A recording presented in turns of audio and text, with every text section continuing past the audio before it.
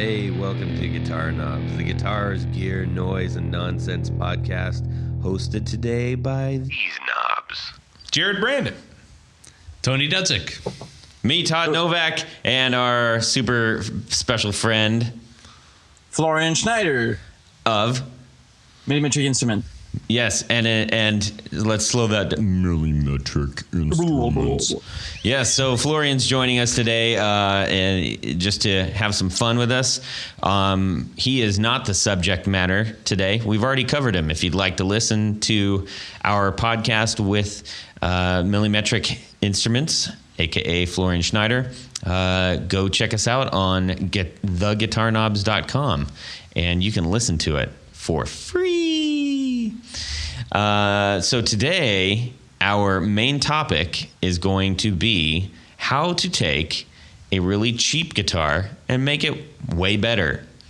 And stick around to hear which guitar that might be. So, as you guys know, I love doing these recordings. I'm just beside myself with joy. And I don't know what that means. Thank you, everyone, as usual, for your comments and reaching out to us via the Facebook group and email. I'm getting a lot of email, and I really appreciate it. It's great to hear from everybody. Wherever you are at in the world, send me a note. Tell me what's up with your guitar world. I'd love to hear it. And one of the knobs will hit you back with any questions that you have as best we can, even if it's just I don't know, shoot the breeze or whatever. But we'd love to hear from you. We've got people downloading from all over the world, and it's great to hear what's going on in your guitar world. So let's talk about what's going on with us this week and stuff, guys. Well, so in addition to making pick guards, I've got... Oh, wait. Yeah, let's set that up real quick. For anybody who doesn't know, Tony, you're on our third show with the fourth show. No, third. Yeah. So, hey, if you want to hear Tony Dudzik's podcast, the Pickguardian, he's on our website as well. So go listen to him for free there, too. So just to reiterate, yes. I make custom pick guards. Mm-hmm. And so in addition to that, I've got a couple of projects that I'm putting together. Waiting on one to come back from paint, and a couple of others I still have to wire up. But that's just one of my things that I like to do to break away from the usual humdrum of chopping up plastic. So I do enjoy building as well. So I've got a couple of those projects in tow. But interestingly, this week I do a lot of bound arch top guards. So for things like Gibson ES 355s and sometimes 345s, but other types of things, jazz boxes and what have you. So I have 12 in process right now, which is an unusual amount. And luckily, I've got a buddy of mine who's helping me out a lot and in helping with the sanding and the polishing and all the fun stuff. So what does he do usually, though, when he's not helping you? Andy is a tech for the Goo Goo Dolls. Oh, so he's off the road right now, but he's going to be back on the road, I think, in July. Yeah. Different Andy. Okay, we're checking with each other. Like, wait, which Andy is this? Because we know a couple Andys that are both techs and both from Columbus, and both pretty cool dudes. Yeah, good guys. They're nice fellas. Yes, they are. So, what do you have in right now? Just like maybe let me two or three that are interesting. Yeah, a couple that are really nice. There's some, I think I've got two L5s. There's a Birdland, which is probably the unsung jazz / country / rock guitar of all times. But the cool thing about Birdlands is it's technically a short scale instrument. So instead of the usual, I think that one might be I'll have to look at that. It might be 22 3/4, and it was designed by. There were two guitarists that were studio guys, Jimmy Bird and maybe Bob Garland, and they kind of combined their names and they worked with Gibson to develop that, and they wanted for studio cats to be able to play licks faster and that sort of thing. Mm-hmm. There you have Interesting. it. So that's, I've got one of those, and I got a couple of ES355s in guard projects. So, yeah, it's cool. I really enjoy doing those because you feel like you've really accomplished something when you finally finish up those projects. Right. Not like the crappy ones I'm giving you. Nah. I see how it is.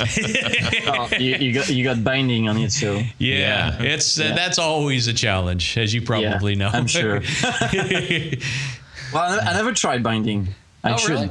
You should sometime. Your designs are pretty cool, so I think that if you could figure a way to route a binding channel into the edges, that might be. Well, I'm currently thinking about trying to do an acoustic guitar. So. Oh. Whoa. I couldn't believe your pickguards weren't aluminum. Remember when I asked you that in that podcast? I mean that really threw me for a loop. They're not. I know they're not. Oh. Yeah. Well, I thought they were. That's the brush part makes it look so. Pretty good stuff going on. Thanks. Yeah. So let's see, Jared. Okay, let's rewind back 1 or 2 or 5 or 6 podcasts. Talk about the old Gibson. What? L6S. Oh, I love that guitar. I love it, man. I got it back. It's mega sparkly, so sparkly it'll blind you. And Todd, you've seen it, right? It is ridiculous. It's absolutely ridiculous. It is so awesome. Is it more sparkly than the gold guard? I mean, Yes. yeah, oh yeah. You're gonna see it tomorrow, man. That's right. I am. Yeah, you're gonna put a pickguard on Yeah. it. So anyway, I got the guitar back. Really impressed. I think Liberace would wrinkle his nose at that one. Anyway, so I've been having a lot of trouble with getting a good harness for it. Of course, I wanted an original harness from the 70s. A pickup harness. A pickup harness, yeah, thank you. And the switches on those are just not holding up anymore. They're made to fit in this thin cavity. It's an all maple guitar, so it's really heavy duty. I was getting frustrated because I thought, man, I can figure this out, But these switches are very chintzy and not very well designed to last throughout the years. So I actually did a little looking around and sniffing around, and I found a guy who can make the harnesses. And he actually builds pickups too. Really? So, yeah, I mean, I was really happy I could actually buy something from another pickup builder that's his product, because I was going on vacation, and I just didn't have time to try to learn to build a wiring harness. It's pretty complex. A switch is very complex. Yeah. And it would have taken me forever to try to figure this thing out. Interesting. It's very difficult. So that is one of the Tarman- weirder Gibsons. very weird. Tarman Kelling. Yeah, I used to have a Gibson Reaper, so it was the Right. It's kind of the same Baritone. way. Yeah. The guy's name is Tarman Kelling, and I paid him what he wanted for this harness, which is extremely reasonable. And hours later, he sent me a picture of what he built. I mean, he just had it built. He built it that fast. I mean, he must have experience doing this stuff. And then I had it when I came back from vacation, popped it in. Beautiful. Just a great harness. So, the guitar sounds fantastic. I have original Bill Lawrence super humbucker pickups in it because I wanted to, to be original as can be. It just sounds So you painted it like a bad bachelor party? sounding. I wanted it to be original sounding as can be. You can paint anything sparkle, right? I wanted it to be original sound. Uh-huh. And it just sounds beautiful. It's a great guitar. All right. Yeah. That's it for that. You won't have me talking about that anymore. Not Yeah, till we put the pick guard on it. I want Right. to see it. You got to put a picture on. I will. You got a pair of sunglasses? Yeah. Oh, you'll like it, man. It is Guitar Knobs Orange Sparkle. Yeah. It's Yep. Nice. it's something. Nice. I think the thing that throws me off is that the headstock, the neck, the body is all one paint job. Yeah. That's the thing that throws me out. If it was just the body, then Well, the headstock veneer is black and it has a chrome Gibson emblem. yeah, but the instead back of of gold. it, the back of it. Oh yeah, is the still- gold. I mean, yeah, the back of it's also. It's all. because I You mean, could I have like done some the fretboard. sparkle. the fretboard. You could have, and thrown a clear coat on it. I wouldn't have done that. Oh man, No. I'm glad you might someday. Now You that we need said like that, solid black, fret markers. yeah, if you need them, Inlays. unless you shred like me. I actually think I might have to put tape or something, you fingernail do a polish on Pickguard- on the top of my neck, because I'm sorry, you do a fingerboard sparkle and you may as well put a blindfold on.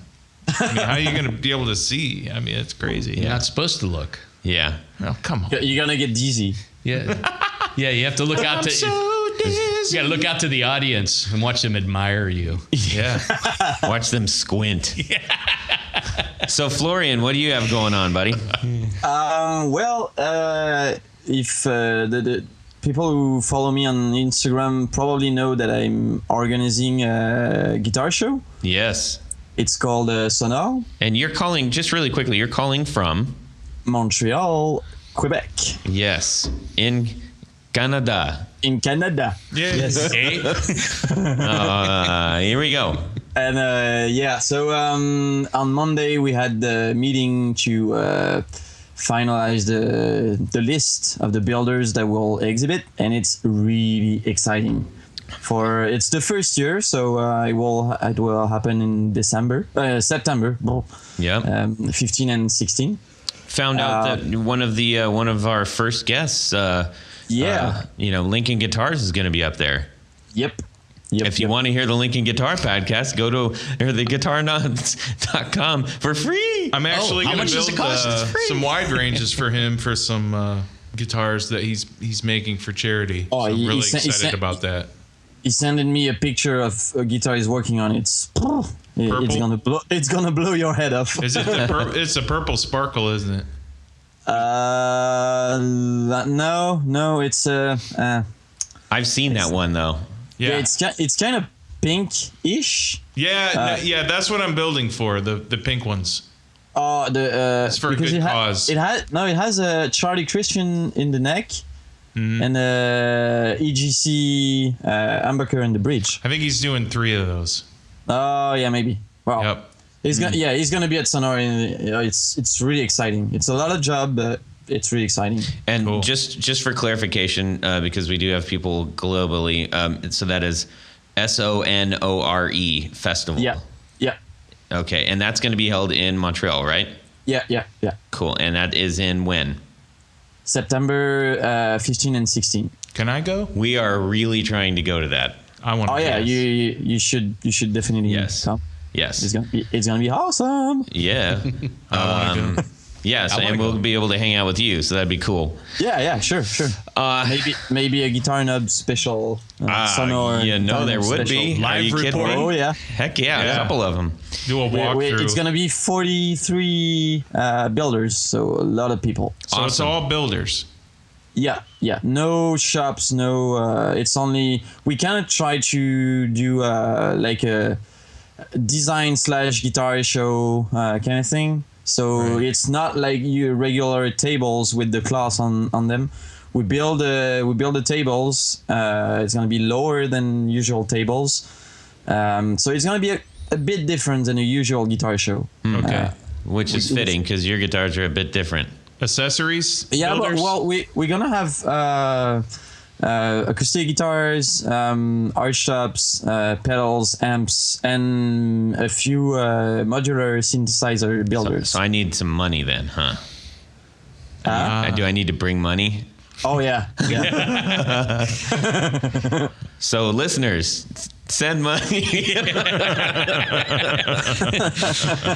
Cool, man. So Help out Todd. you did a really fantastic poster. I let me just say for just 1 second, for people who aren't super familiar, please go to Millimetric on Instagram. Check Florian's Instagram out. He makes really fantastic guitars. He's got such an interesting approach to guitar making and design, and it extends into basically every single thing the guy's touching. Guitar stands, amp cabinets that you just built an amp cabinet for. Who's the amp maker?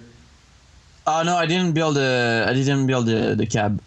It was De Roy. It will be at Sonor too. Okay. I thought you did. I'm sorry. It's a guy who's building amps out of close to Montreal. Okay. But that said, you have a great design eye, and you made the poster for Sonor. Yeah. Which is way cool. Are you going to be making those available to people at all? Yeah, it's gonna be screen printed in a limited edition for the show with the name of the builders on it. So we're gonna try to do a bit more than 50.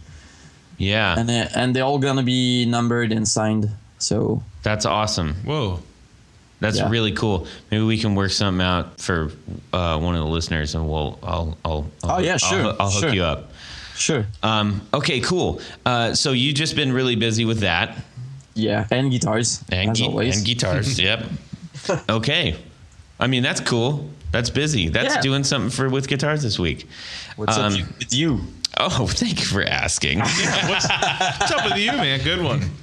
Let's see. So recently I fashioned a new bridge for my Godin Fifth Avenue Kingpin, single P90, matte black, super cool guitar.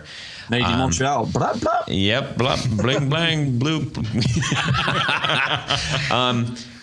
And for whatever reason, I can't leave anything alone. And I just said, you know what? This needs an ebony bridge.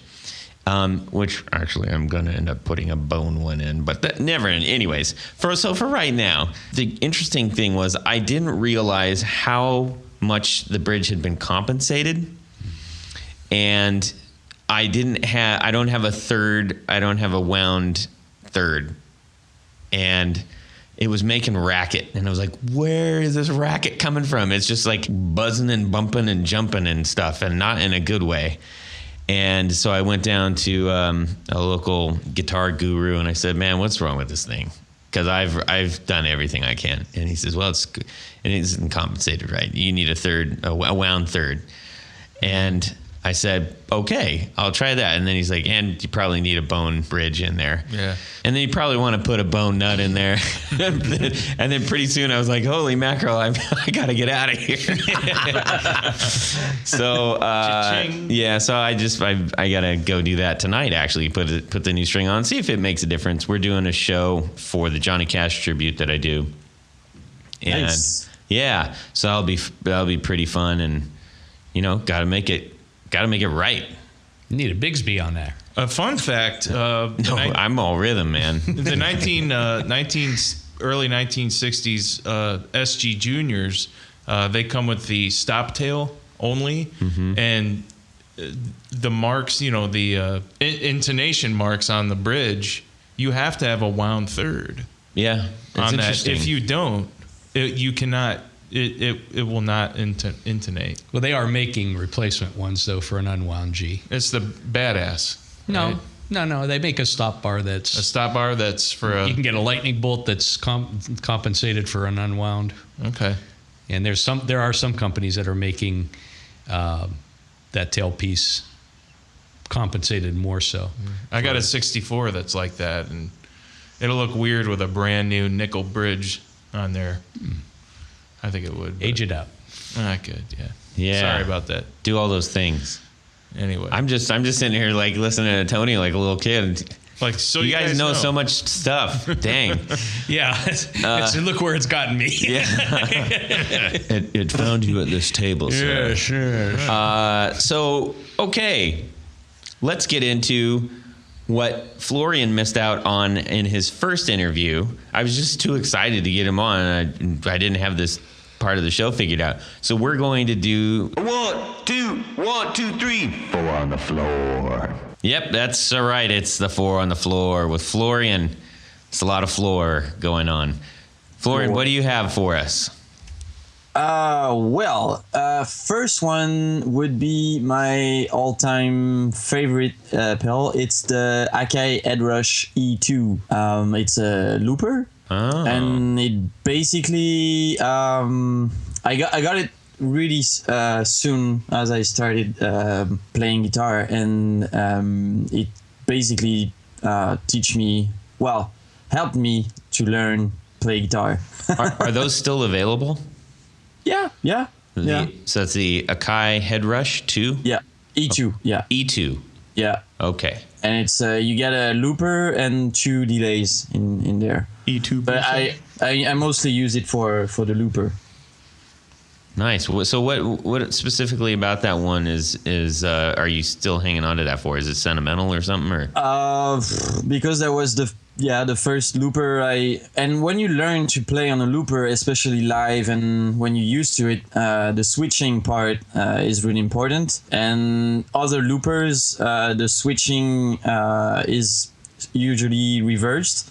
So it's kind of messing me up. I never found one that I like more. So interesting. Have you tried others? Yeah, and I have a few others. I see. But I usually play that one. Where do you put that in your pedal chain, by the way? Last, and at the moment I usually play a lot of I usually play stereo amps. Well, in stereo, 2 amps. So I do put the looper on just 1 amps. It's last in the chain. You and Brandon need to hang out a bit. Playing stereo is awesome. Well, it's not really true stereo. It's just that I use 1 amp to do one thing and the other to do another thing. So okay, well, that's not me. Okay, I like that. My stereo is always on, but it's not a mine is always on too. It's very a low stereo sound, you know. Okay. Yeah, no, I like the idea of running 2 different kinds of amps. Yeah. Or even, and this is something I still want to do in my speakers, is one kind of speaker. And so if I got a 212, I don't want 2 of the same speakers. Yeah. I want to try that. Anyways, sorry, this is the 4 on the floor, not the Todd speaker thing. Silly. Okay. What's next? Second one would be the ground control audio Blodos V2. It's my friend Seb who designed it and built it. And it's the second version, which I kind of helped to develop with him. I really tested the prototype, and because he was searching for something on the V1, and he had that circuit that we tried, and he added some stuff to it, and it's really, really nice sounding. It's a low to medium gain overdrive, and you have like 2 stages. You can foot switch a boost, so it's it's really nice sounding, and it's not like a tube screamer, or it's a really it's an original circuit that he designed. It's really it does scoop your mids. It doesn't boost your mids like a clone or other pedals. It's really like neutral. Like I still have a hard time to hear when you put the low gain on it. You can have a boost or just like unity, and it's really hard to find the difference between the pedal and the sound of the amp. That's awesome. The Blood Oath is one of the best looking pedals out there, by the way. I think he does his graphic designer. Yeah, he does a pretty good job. Yeah. I'm curious to play one of those. I'll have to. Well, I can have Seb send you one if you want to try one. I'd love to have Seb on the show too. So I want to work that out. Sure. Yeah, that'd be awesome. Okay, cool. Well, that's solid. What do you got for number 3? Number 3 is a weird, and it's a trendy. It's the Montreal Assembly Count to 5. And it's a weird pedal. Montreal Assembly. Yeah, it's kind of a looper / slicer / crazy. It does crazy things to. There is a delay and a pitch shifter in it. So when you play a note, it will pitch the note that you played to multiple or octaves that you choose, and it can play it backwards, forwards. Wow. Really awesome. Yeah. Does it help to be medicated if you're using this pedal? Well, it's really practical because with my use of the looper, I like a lot Steve Reich music, classical but modern classical music, and it's really a repetitive music that has weird, kind of like math rock, that has weird time signature and stuff like that. So. The CT5 with the looper, you can do really hard to replicate, hard to play without its structure and riffs. So it's really a writing tool, and it pushes you to play in other ways that you wouldn't have played if you wouldn't have the pedal. So that's also fitting with your type of guitar too. That's cool. Yeah, it's kind of something global. Nice. And what do you got for number 4? That would be the Caroline Guitar Company Meteor. Yes. Yeah, that's to me that's the best reverb on the market right now. It's a reverb that has kind of like an overdrive in the tails. So you can. It's really weird, and you have a second foot switch where when you step on it, it will make the reverb go into oscillation. Oh, so you can like make immediately into oscillation, or is it a ramp? You can control how fast it will go to oscillation. Oh. So you can make swells. It's kind of like the Metaverse swell delay. Yeah. It sounds close to that, but in a reverb effect. If you'd like to hear the Metaverse episode, go to guitarknobs.com and listen to it for free. I'm plugging all the other. That's a solid pedal board you got there, buddy. Well, I got more, but I know. 4, so. Yeah, we'll have you on for, I don't know, version 2 next year or something like that. Cool. Thanks for sharing that with us. I'm happy to get that up from you, and we'll get that out to everybody so they can check it out in greater detail on the blog. And if you're not familiar with the 4 on the 4 blog, you should be. It's at the guitarknobs.com. It's under the blog section, and I do put them out in social. And essentially what we do is we just list out everything that our guests have mentioned in 4 on the Floor and provide links to them as well, so you can go buy one for your own self. Not for free. No. All right, so let's see what we got here. We've got an interesting thing. This has actually been requested many times. One of the guys that mentioned this topic, one of the first ones actually, Scott Gilmore, who is... he's in South Australia. I'm going to mention the town Mount Barker. So if you're ever in Mount Barker, South Australia, give a wave to Scott Gilmore. Scott, we appreciate your comments. This was, I think we've all faced this at some point in time. I think anybody coming up in guitar at some point has a cheap guitar, and at some point they realize, I want this to be better.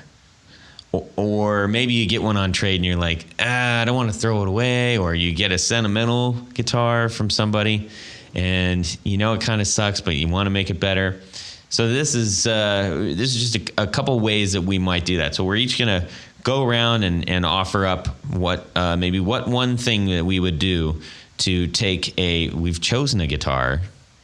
The one that we chose is a Fender Squier Affinity Telecaster. It is a super common guitar and one that is on Craigslist frequently, and you can pick them up for nothing. And it's a great guitar to toy around with. I think one of the neat things about taking something that especially if it's a cheaper guitar and you're trying to make it better, is you're not going to make it worse. In all probability, right? And you're going to learn so much from doing it. I think that's the biggest thing. Is like people are typically afraid to to put that foot forward and get their own tools out, or figure out how to set up their own guitar, or what happens if I take this apart.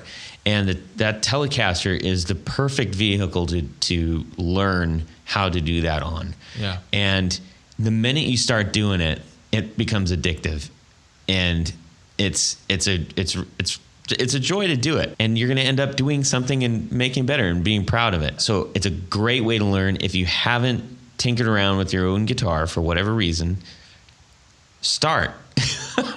and if you have something that you really don't want to, like, your grandpa gave you his... Don't start on that. Don't start on that. If your grandpa gave you anything, don't start on that.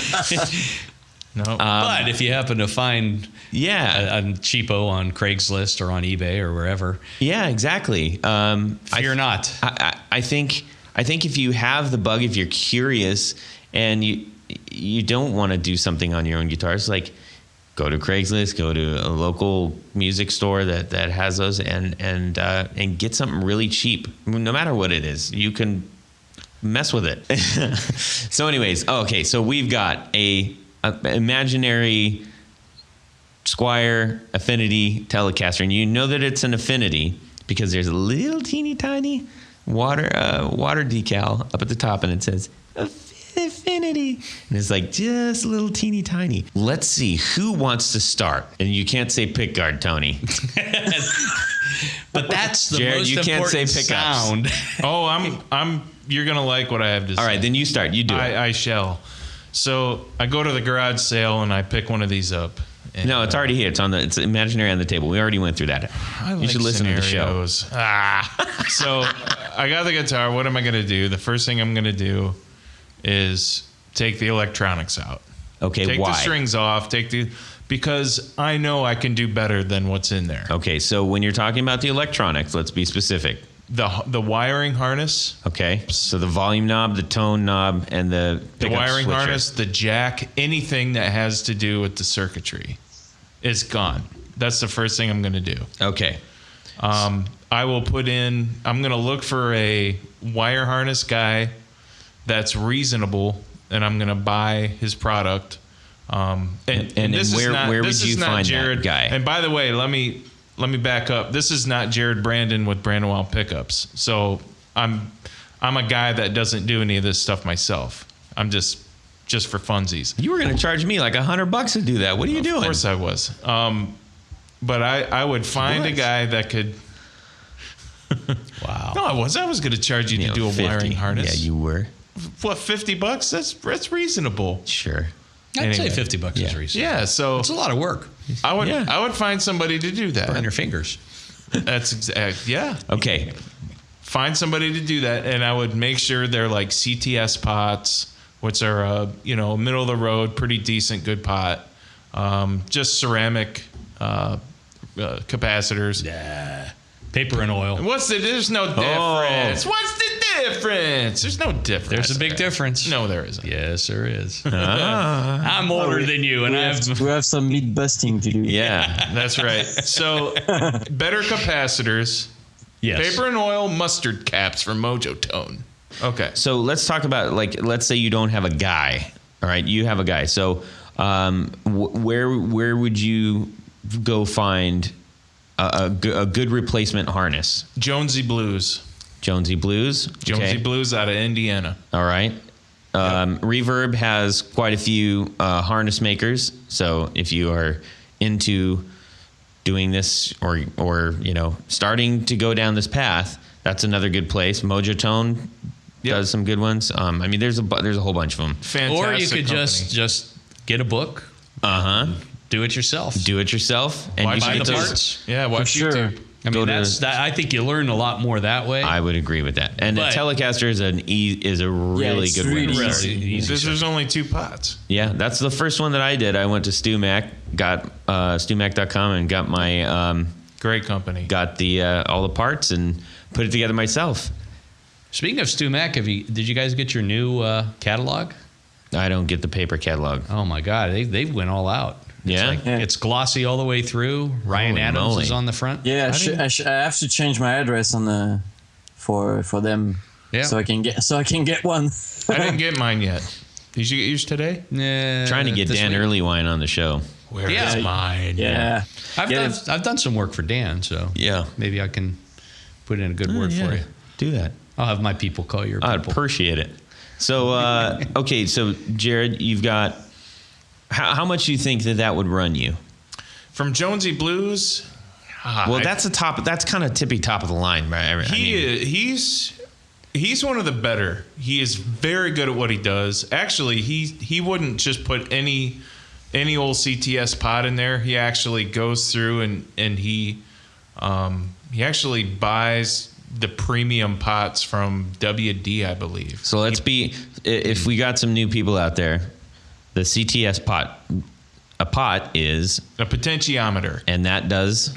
It's a variable resistor. It's a variable resistor. It changes the value. That's what's hooked up underneath your tone and volume knob. That's correct. Okay. You will get the absolute best quality from Jonesy Blues. That's why I would go with him. Okay.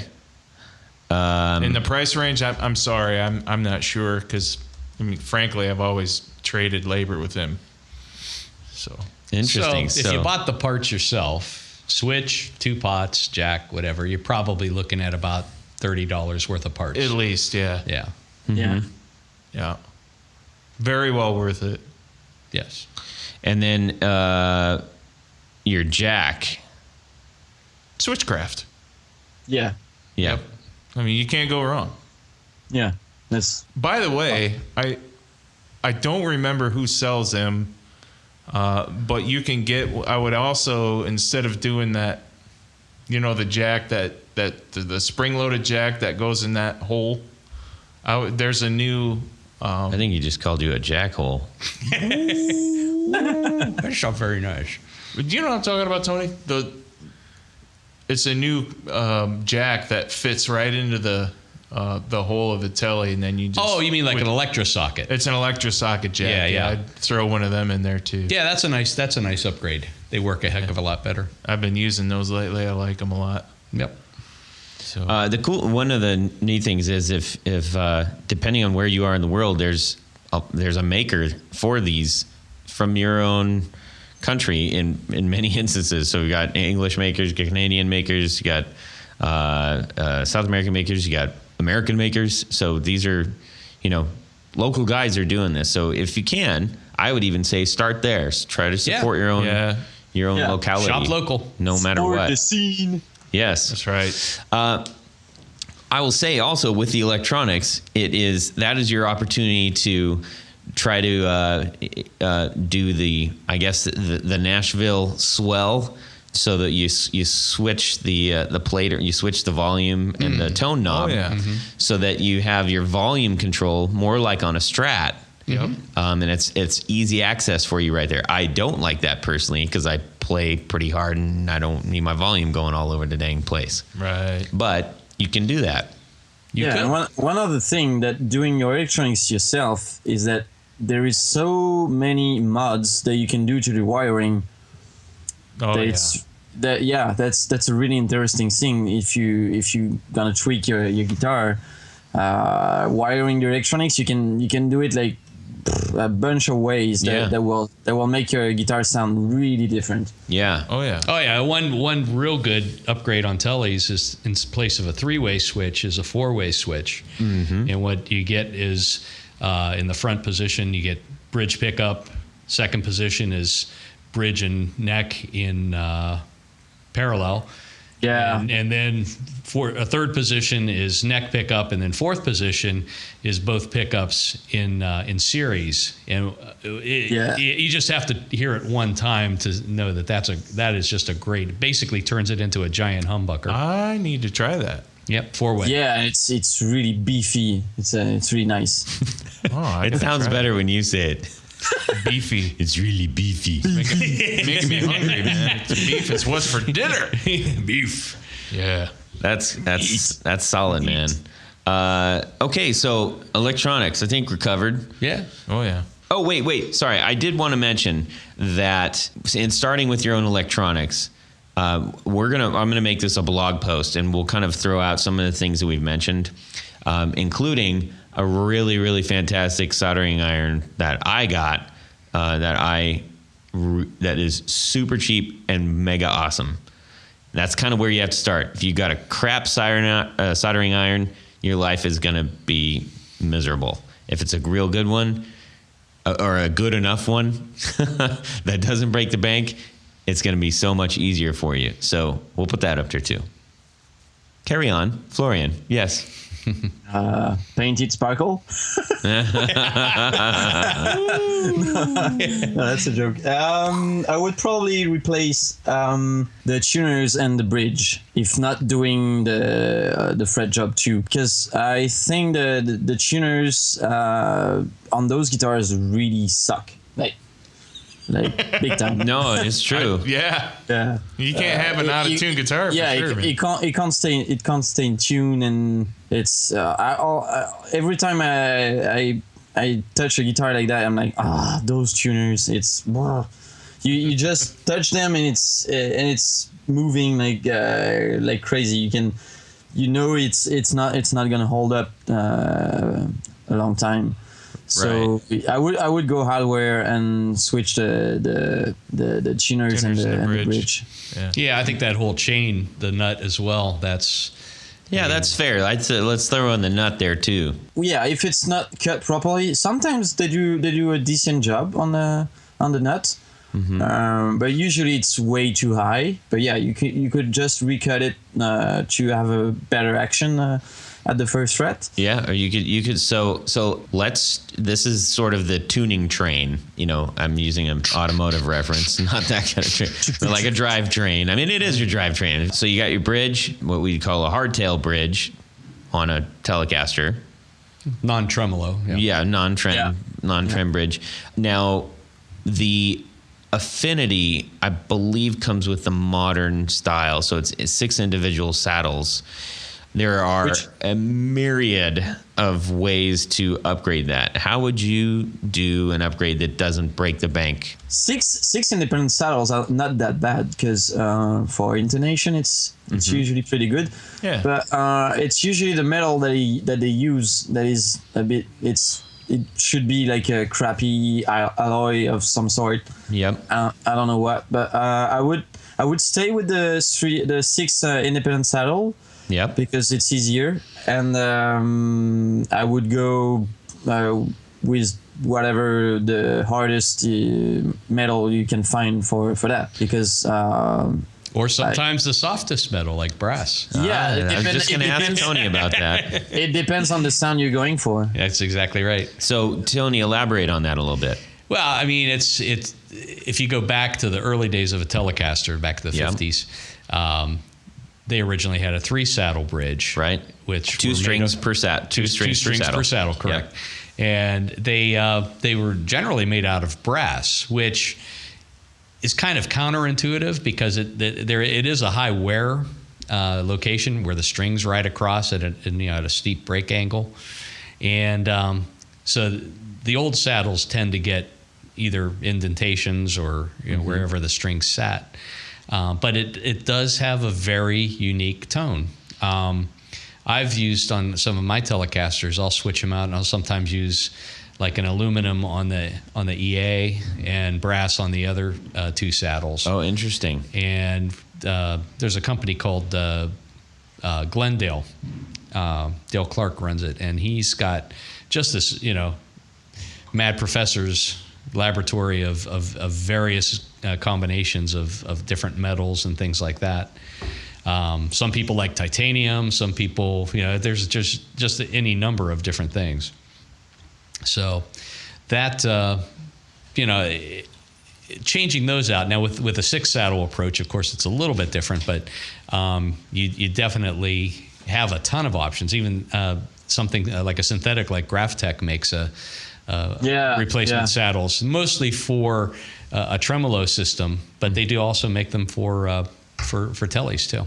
Yeah, they do make for Strat and tellies. Yeah, and it's a very tough, hard. I think it's a nylon material that actually wears really well. And some And it's so auto lubricant, so it will keep your string not adhering to the metal. When you tune, it will tune better, and because when the strings move, it moves a bit into the groove of the saddle of the nut. So if you have the Graphtec stuff, it's really nice. You could keep your original saddle plate, and then for about $45. Well, that's another topic, because the bridge plate would some people would say that it will change the sound. I don't really agree with that, but if it was harder, it would transfer more energy to the body. But in a Squire Affinity, I mean, it's a steel plate. Some are steel, some are brass, some are pot metal. Well, it depends on the Affinity. It's and then when you get to steel, there's cold road steel. Okay, all right, Professor. So my point is that if you wouldn't have to disregard the entire bridge assembly. No, just the saddles. You could actually just get the saddles. Yeah, that'd be about $45, and you'd be good. You'd be in good shape. Yeah. Well, you have to buy new tuners too. Well, let's get on to that. So the next thing in that string is in the line, not the string, in that line is the nut. Just really quickly, on an Affinity, it's going to be a plastic nut, and plastic soft, and they're not going to spend a ton of time at that price level of really nailing the fit or the height. They leave them high. Yeah, I mean, they leave because them kinda it's high. easier to cut it down with a Well, if you go too low, then you got to start all over. So something that you could do. So let's talk about the nut real quick. Why would you, if you have a high nut, Florian, why would you want to adjust it? Well, it depends on the playing of the player. I personally shoot out for the lowest action I can go, because I'm playing in the way small hands, and I can't really play on high action guitars. Some like that. For example, Jay Maskis plays like it's really, really high. I don't know how high it's at the 12th fret, but it's really high. I do prefer to have a low action. So, but it really depends on the player. Well, and if it's too low, that's when you're going to start getting fret buzz and all. Yeah, I mean, and also if it's too high and you're playing like clean stuff and arpeggios and stuff like that, it can get out of tune, because the distance the strings have to make to go touch the fret. That's a good point. The note will get sharp. So let's imagine, let's kind of paint that picture. It's like if you have a string and you pull on it a little bit, and it's not going to distort the string as much. If you pull that string really far down, now you're stretching the string farther than it would have been, thus taking it out of tune. Yeah. Yeah. No, that makes a lot of sense. Or you could scallop the fretboard like Yngwie. Right, and then you get it really out of tune. have problems. Yeah, and that's to me that's a big problem, and that's the most common problem on the cheap guitars. That's super fair. To me, a cheap guitar doesn't really sound bad. It's just that it plays bad and it doesn't stay in tune. Mm-hmm. That's why usually people doesn't like them. Give me a guitar, a Squire Affinity, and I will set it up and make it stay in tune with good tuners for sure. Mm-hmm. And it can play good and sound good in a good amp. Mm-hmm. Like if you play a Squire Affinity into a cheapo transistor low amp, it's gonna be hard for you to get a good tone. Yeah. But that's my theory. A cheap guitar into a good amp will sound good. Good guitar into a cheap amp, not so sure. Yeah. No, I agree with that. I mean, 100%. Yeah. You're going to get nobody arguing with that. There's loads and loads of videos on YouTube in which that can show you how to remove the nut from your guitar and you're not gonna kill it. Don't worry. You can safely remove the nut from your guitar if you're following the right process. There's plenty of ways to mess that up. But once you get that nut off, my point when you said you're not going to kill it, when I said you're not going to kill it, is there are many ways to get that on. If you can't do it yourself, somebody can get it back on. Point is, well, you shouldn't have to remove the nut. Well, if it's too high, if you can cut into the nut, into the slots, yes, leave the nut alone. If you can't, for whatever reason, buy lighter fluid and matches. Lighter fluid matches. That's a way. So yeah, you can file that down a little bit. Yes, you can. And if not, if for whatever reason, or if you're putting your own nut on, let's talk about that. Because you could upgrade. Right. So you can get plastic to bone. Bone is what most people regard as the tippy top of the line as far as getting the best tone out of the guitar. Some people like 0 frets. Some people like 0 frets too. That's a whole other. We'll save that for another episode. But I think Tusk makes a really good replacement for that. People who really like bone hate the idea of using Tusk. TUSQ. That was the first one that I did for my first nut replacement. That sounds terrible. And anyway, it's a good way to go. And you can get a new nut from a new Tusk material nut for like $12.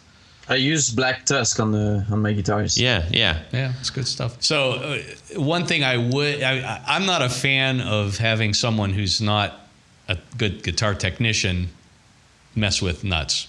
Mm-hmm. Only because there's a lot of things that can go wrong. Mm-hmm. And even seasoned professional repair people screw nuts. We call it blowing a nut. Yeah. When you go too far with a file. Sure. And you start over. Yep. But for $12, it's worth a shot. But if you're going to get one, I would suggest finding one that is pre-slotted. Yes.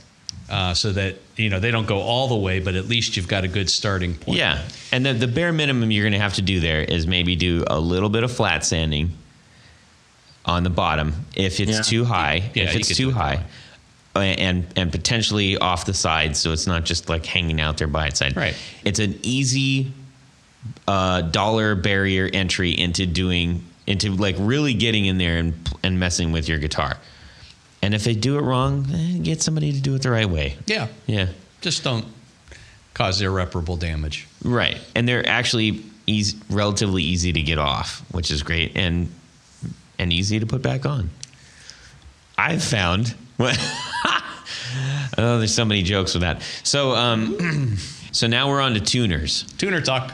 All right. So Florian, tuners. I would go with either Hipshots or Sperzel locking tuners. Oh, locking tuners. Well, you can go vintage style Fender Clusen tuners, but which are fine.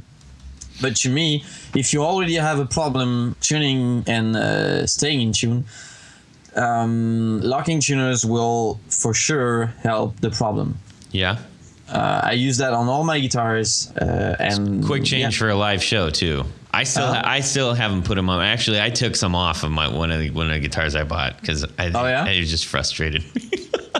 Yeah, it's that whole turning the one little knob on the back. It just messed me up. Yeah, couldn't handle that. I know. It was weird. It was alien. I was like, get it off. Well, it depends on the type of locking tuners. Yes. The Sperzel and the Hipshots just have a thumb wheel on the back, and it's just like hold there's a pin inside the tuner that will push on the string and keep it from moving. Yeah.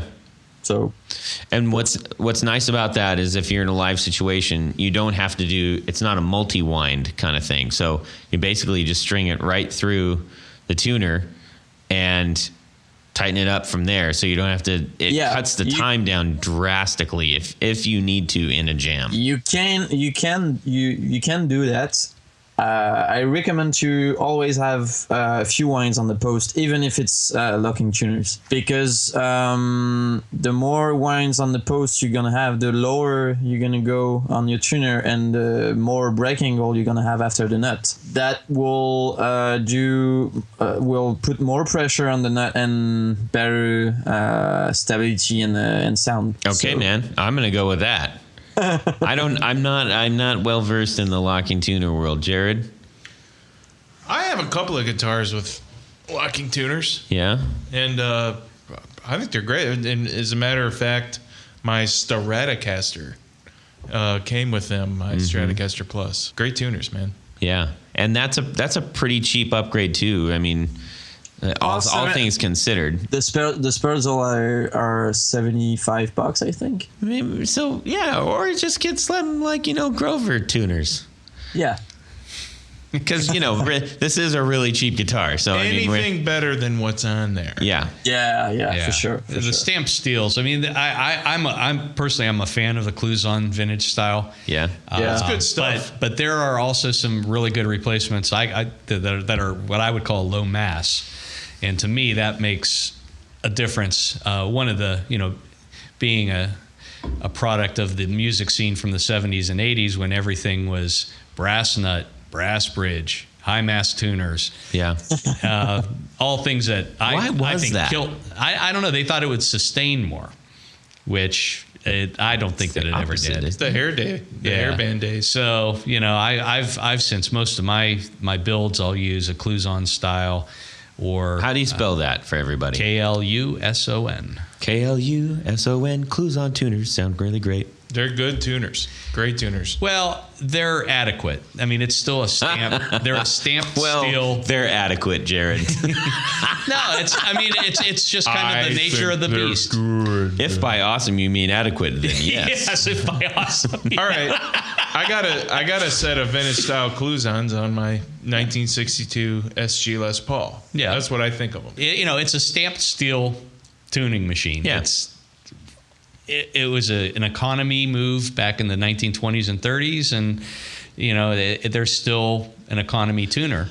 But if you get a good set that has the post stays in place, they'll hold tune just fine. Yeah.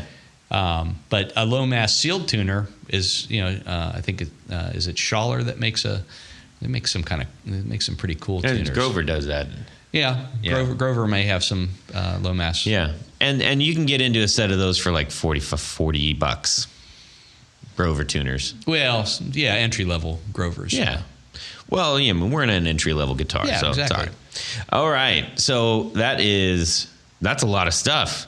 And this guitar is on its way. You covered it. Well, no, we didn't cover it. I get to do something. Well, I didn't do anything. Well, okay, so the thing that... Wait, you didn't do anything? No, I've been just chit-chatting. I mean, you didn't do anything? I didn't do anything. Well, do it then. I think you need one of my tone-improving pick guards. But No, that's not true. No, actually, I think everything we've covered so far is... I mean, that's what... if I would have... Oh, there's two more majors. So pickups. Okay, well, with a Telecaster, you are kind of... at least in the bridge position, pretty well married to a standard Telecaster bridge pickup. Or... stacked. Yeah. Stacked or Well, You can get a noiseless. a single style humbucker, which would be a stacked one.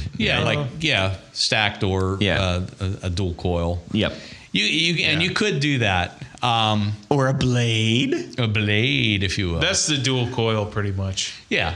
And that, what I'm saying is you're pretty much married to that standard. It's basically Right. that shape. That Yes. shape. Yes. 3 screws, It's the shape. fits into the bridge. But there's a huge range of tone that you can get Oh, yeah.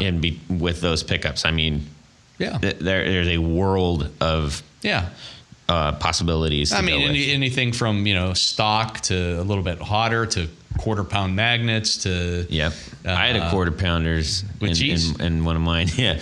And Hey, I had I to like take them quarter out. It pounders. just it What was do they like, call this is quarter-pounders too up heavy. in Canada? Royales? Oh man, Florian, Royale we with gave that one cheese. on a on a silver platter. What do they So call what? what do they call quarter-pounders up in Canada? But you want it in French?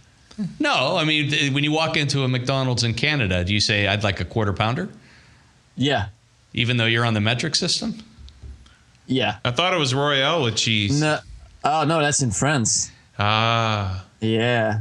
They're not fully No, French. that's in Canada. We have the metric system, but not on everything. Ah. Okay. Yeah. That's got to be confusing. When you buy wood or I don't know, in the construction business, it's all imperial. Right. Oh, that's right. Oh, so cubits. And you use cubits. going all biblical. Yeah. On this. Okay, so anyways, back to the guitars. So What pickups would you put in if it was your project? All right. Well, I mean, I would stick obviously the bridge. We're not pickup. trying to break the bank here. Yeah, I think I like the sound of the Tele neck pickup as it sits. I do too. Except if you want a humbucking style pickup, something that's quieter. I am a big fan of Filtertron style. Oh yeah. Good idea. It's a low output humbucking pickup. You can get Gretsch style. TV Jones makes some. I'm sure there's everybody's winding them in these days now. It seems because the parts are now available. But that's a great in a Tele. I think that sounds really good. A lot of people put full-size humbuckers in or mini humbuckers, and those sound pretty good too. But for my money, I'll go with a Filtertron in the neck, assuming you don't have to do too much. Now, luckily, many of the Fender models are routed already. The body is routed so that you can fit one in there, and then you have to modify the pickguard or buy one from So me. you're talking about actually putting like a humbucker size pickup in there, or a Filtertron size. Yeah. Well, okay, but so we're clear, we are you now have moved away. We've broken out. So that's interesting. Now, what would you do with the bridge? Again, I don't mind the sound of a bridge. It's a lot of times they're a little too bright for my taste. Mm-hmm. But I'm not a big fan of the split rails or the dual coil. Those are super bright. Yeah, they're just Bruce painful. Springsteen had a Tele with those rails in them, and I don't want to. I think Bill you're kind of a Lawrence. rail guy, or you're not. Yeah, And he had a Marshall amp, and it was It was so ear piercing. yeah. I mean, some people love like the Bardens that were in some Teles. Sorry, Bruce. By the way, Yeah. I do like. Oh, your music. you can get a different bridge blade that will accept usual humbuckers or. Well, that's true. Yeah, you could do that if you wanted to put a humbucker into the bridge. Oh, position. that is sacrilege. What are you guys talking about? Nah, just you can do it. It's just get the router out. Okay, so let's imagine that we're not going to do that, and we're going to stay with the single bridge. I would go if I had to stick with a single bridge. I would go with a lower output, maybe wound with what is it, like heavier gauge, get you more midtones. Yeah, 42. Yeah, and I've always common. had 40, 42, 43, whatever it takes.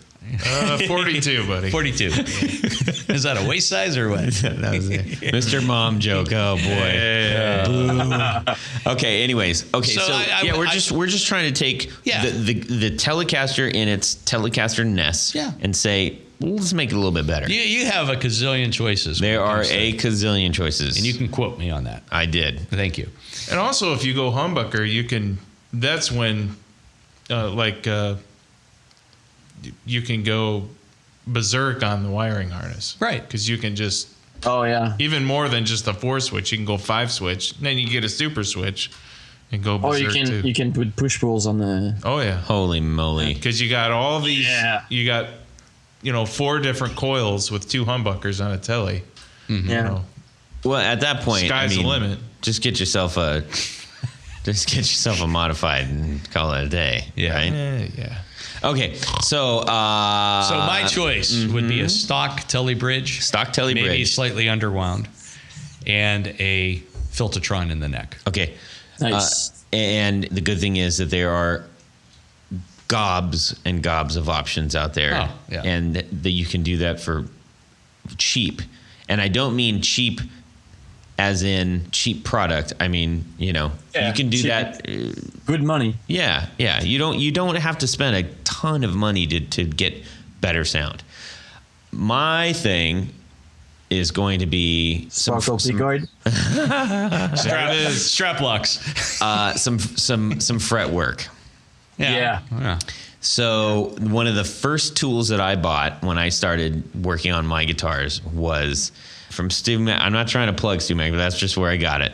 But it's the file that basically takes the edges off of the frets. Nice. On the mark, almost, I would say almost a universal mark of a cheap guitar is that if you run your fingers, your thumb and your forefinger down the length of the neck, it's going to go tick, tick, tick, tick, tick, tick, tick, tick. Right. It's going to like a cheese grater. The nubs.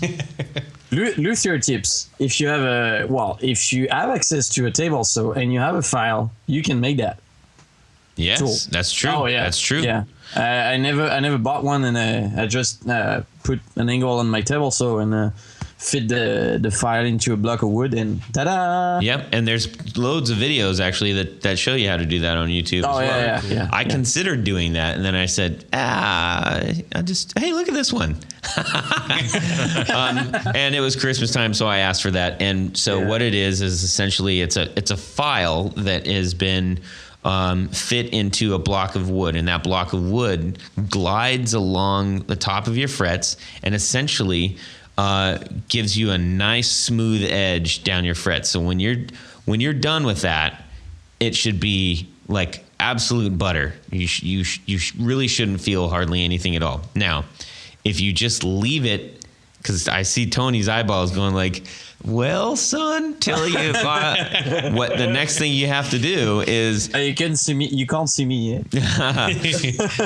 After you do that, that's not enough. You do have to go in, and this is where sort of I developed the love of working on my own guitars. Truth, because I made a radical change immediately with that tool, and I instantly saw, hey, I can do this.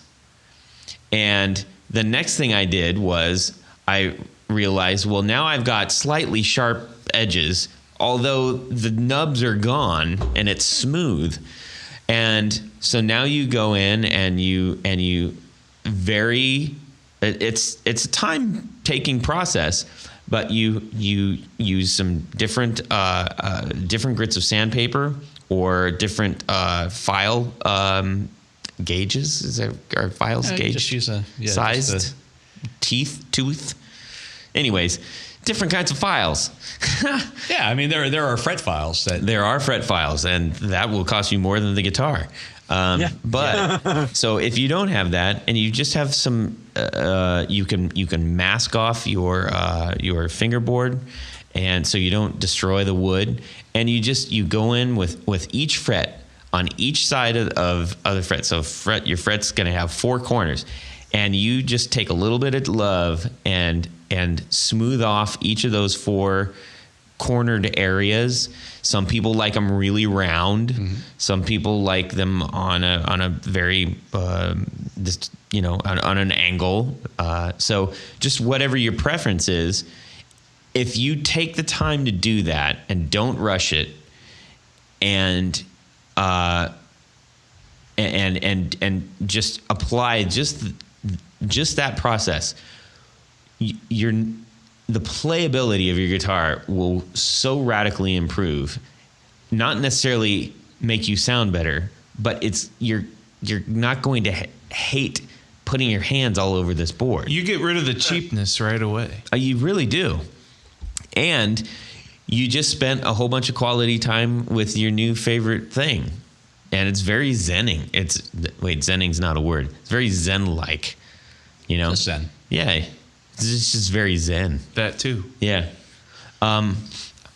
So anyways, those are a handful of ways to take a really cheap guitar. Now, if you did every single one of those things that we did, man, you'd have a banging little guitar. And You then have of an course, expensive guitar. well, it's not, I mean, no. Let's say, I mean, you're into it for what, another $150? Yeah, I think for under $200. Right, but the different point is that at this point now you have become very familiar with your guitar. You've probably learned a whole bunch. You've probably learned a whole bunch for another reason, because you're likely have gone to YouTube to look at the way to do this, and you're not going to do it from one video. So you're going to get a whole bunch of different people's points of view on how to do things. And I think that's a really, really valuable experience. That's worth that money to have a good understanding of what your guitar can do, how you like to have it, and just a deep dive into the guitar world to set you up for your next guitar. And then go get a really nice pickguard from the Pickguardian. Yeah. What fun would it be to spend $1,800 on a nice new guitar and then not have to do anything to it?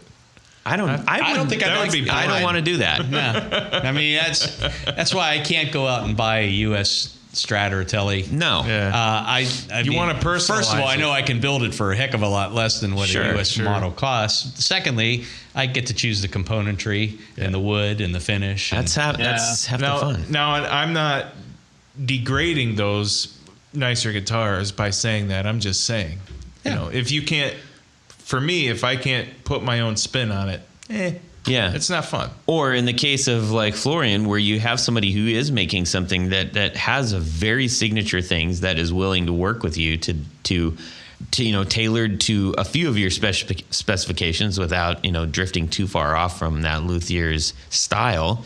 Yeah. I mean, that's equally an exciting thing to do too. So Having your own stuff built. yeah. Yeah. Okay. Woo, that was a lot of fun. All right, stuff. so now we're going to wrap this mother up with the... Would you rather? That's his thing. That's nice. It's going to change every podcast. Is that available people. on iTunes? Well, it isn't, because It you can did be. the last one like that. So now you got to do a different one. How would a woolly mammoth say, would you? Would you rather? Okay, we'll do that one.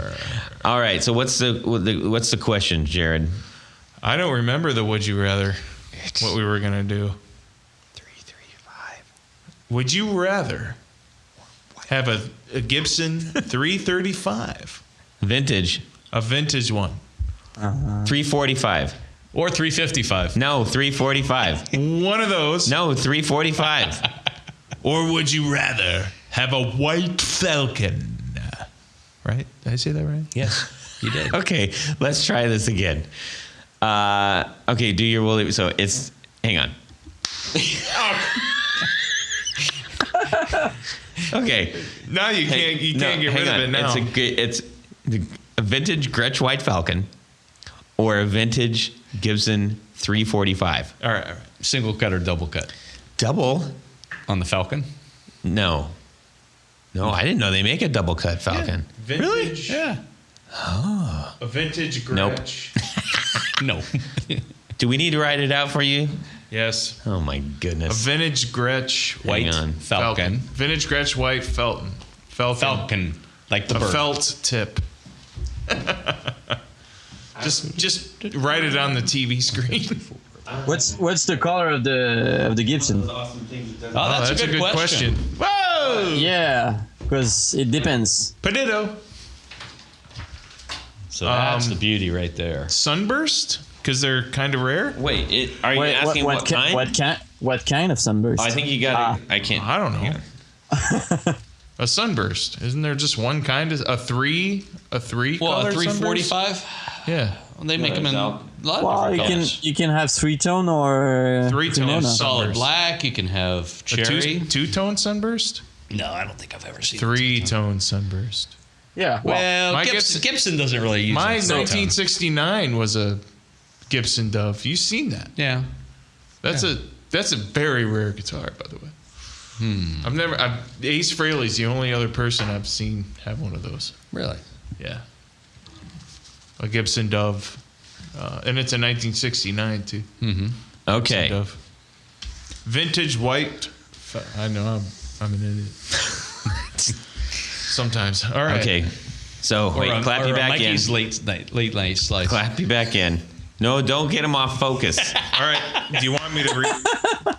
All right. Would you rather have a Gretsch White Falcon, a vintage one of the originals, or would you rather have a Gibson ES345 in walnut finish? Yes. Walnut. Okay, My favorite. Tony. The walnut thing. Come on. You go for the walnut? No. Give me a White Falcon any day of the week. There All you right. go. Sylvain from the New York Dolls played one. Yep. You can't beat that. Billy Duffy. Yeah, that's right. Billy Duffy. That's right. Yep. So, yeah, White Falcon all the way. Top of the line, Gretsch. Jared. Yeah. Give me the Gibson. Oh yeah. Yep. Give me the Gibson. He can always refinish it sparkle Exactly. orange. Yep. Can always sandblast some sparkles in that thing. Just embed it into the wood. Oh my god. I mean, walnut finish. Ugh.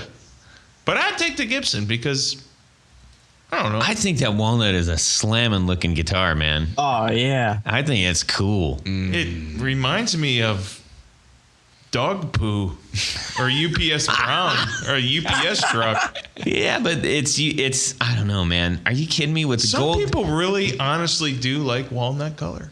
I mean, dude, with you got gold hardware, you got the Veritone. A friend of mine, his dad bought a brand new ES335 in walnut, and it's early 70s. Yeah. And it actually does look pretty good. I think 'Cause it looks It's killer. a darker walnut. It does look good on the guitar. I used to jam in a space that had one of the guitars was a ES339 in walnut also, and it was it was beautiful.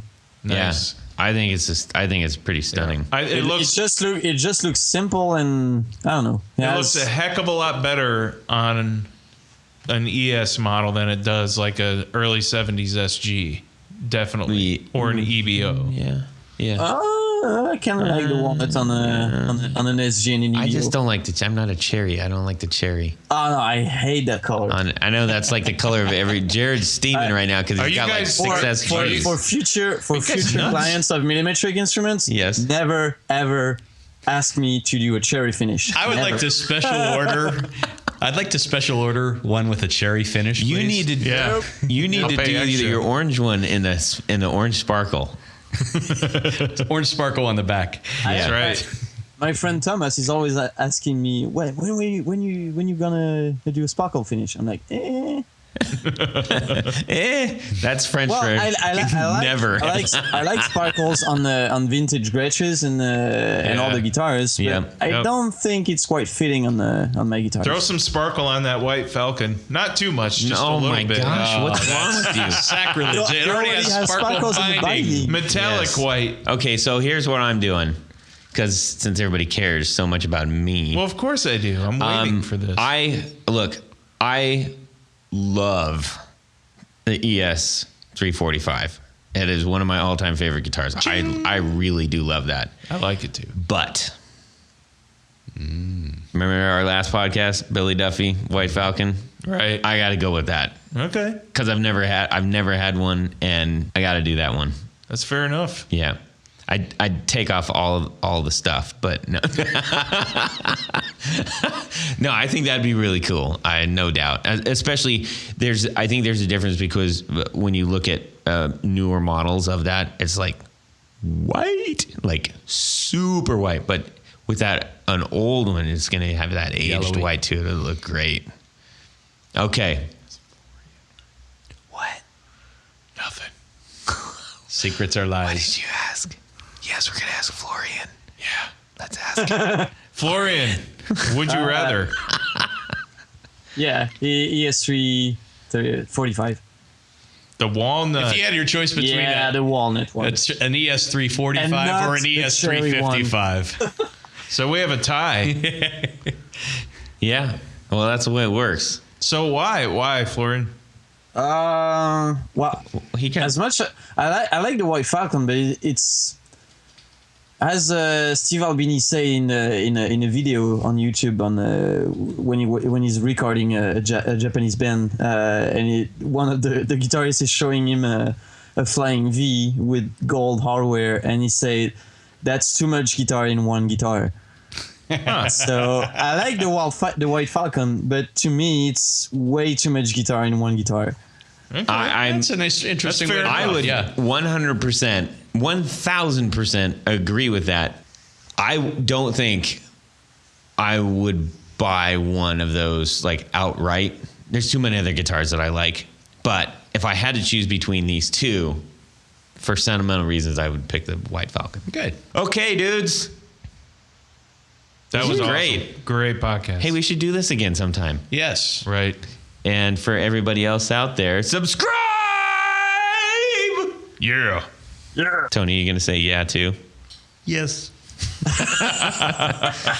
right, dudes. Did I say that right? Give me this thing. Well, that's it for these knobs. Please visit us at our website at theguitarknobs.com for episodes, news, and guest profiles. You can get all social with us on our Facebook group at facebook.com/groups/guitarknobs. Give us a tweet at guitar_knobs. And check out our gallery on Instagram at guitarknobs.